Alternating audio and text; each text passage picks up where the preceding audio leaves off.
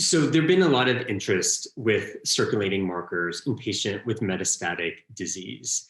And we'd seen some data from SO500, for instance, in the SWOG study that, circulating markers, i.e. CTCs, could not necessarily replace doing imaging on patients to help inform when we should be making changes in treatment.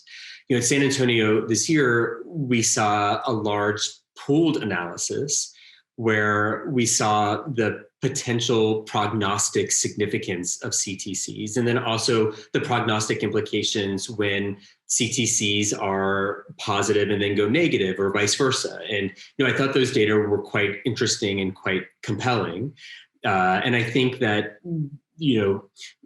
as a community, we are hoping to have clinical utility of circulating markers, whether they be in patients with metastatic disease, but also what the role will be in patients with operable disease. And I think that this is where the potential role of circulating markers, whether it's CTCs or cell-free DNA, really have the potential to change how we think about risk for patients, but also even the potential to think about the predictive implications, right? If we notice that somebody has MRD, for instance, and we give a new therapeutic intervention and no longer have MRD, then there may be some clinical utility in checking these two.